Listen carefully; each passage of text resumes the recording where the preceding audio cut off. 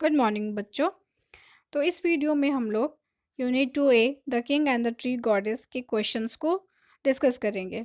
इसमें हम लोग कंप्रहेंशन चेक 1 2 3 के क्वेश्चंस को डील करेंगे।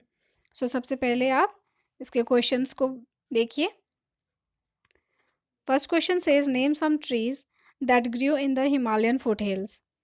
यानी हिमालयन फुट हिल्स में जो कुछ पेड़ उगते हैं, उनके बारे में आपको लिखना है, उनके नाम लिखने हैं। So here I have made the answer. In Himalayan foothills there grew many tall tree spurs pine oak and deodar. Okay, so ये सारे पेड़ हैं, ठीक है। मैनी टॉल ट्री स्पर्स यानी ऐसे पेड़ जिनकी लकड़ियाँ बहुत नरम होती है, पेपर बनाने के काम आती है वगैरह, सजावट के कामों में आती है, वो सारे ट्री। देन पाइन है, ओक और देवदार। ये 3-4 तरह के पेड़ जो हैं वो हिमालयन फुट हिल्स में पाए जाते हैं। Coming to the next question, it says second question says what does the name deodar mean. तो देवदार का मीनिंग क्या है? Very easy it is that deodar means tree of God. Deodar का मीनिंग है ट्री ऑफ गॉड, यानी गॉड का, यानी देवों के पेड़, देवों का पेड़, देवता का पेड़। Next is number 3 question says why did the king send his man to the forest. ठीक है, राजा अपने लोगों को फॉरेस्ट क्यों भेजता है, ठीक है, जंगल क्यों भेजता है। सो द आंसर इज, याद कीजिए, yes, to cut down and bring the largest deodar they could find the king sent his man. ठीक है, ताकि राजा अपने लोगों को भेजता है ताकि सबसे जो लार्जेस्ट, सबसे बड़ा, सबसे स्ट्रॉन्ग जो देवदार का पेड़ है उसको वे काट के ला सके। याद आया? चलिए, बहुत बढ़िया। आप अपने आंसर्स भी, खुद के आंसर्स भी ऐसे बना सकते हो। आगे बढ़ते हैं हम लोग, that is in comprehension check 2। Comprehension check 2 में भी 3 क्वेश्चन हैं। फर्स्ट क्वेश्चन पढ़ते हैं हम लोग। How many man did the king send to the forest. कितने सारे लोगों को भेजता है बच्चों? Yes, the king send 30 man to the forest. ठीक है, जंगल में राजा जो है वो 30 लोगों को भेजता है। Second question, which animals were sent to move the deodar tree. ठीक है, देवदार ट्री को मूव करने के लिए किन किन एनिमल्स को भेजा जाता है?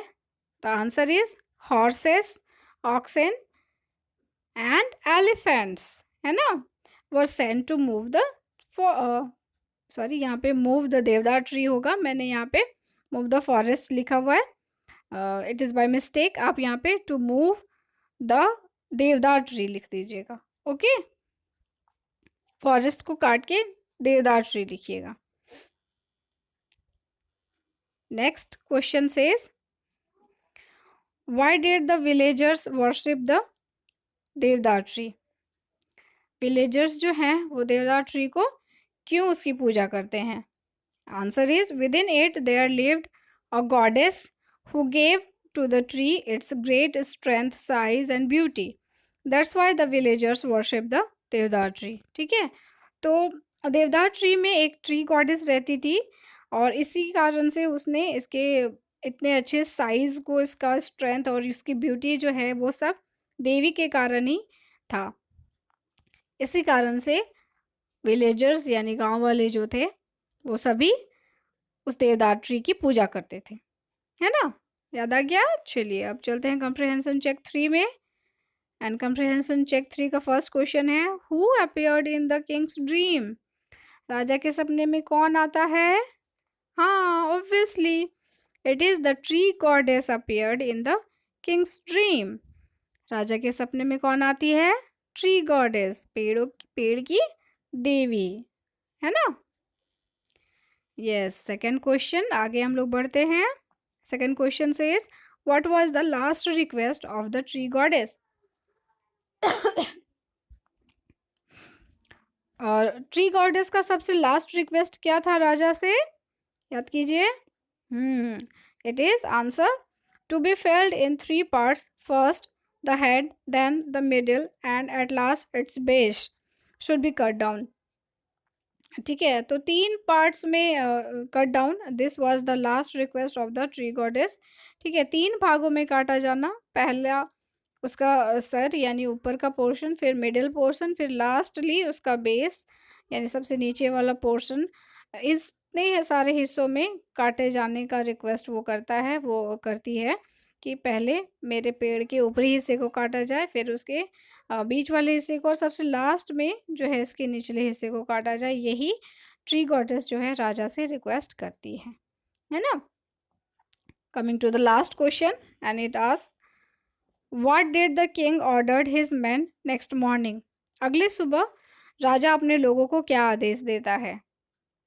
ठीक है, क्या देता है आदेश। Next morning the king ordered his man to make the column for the new palace of stone instead of would.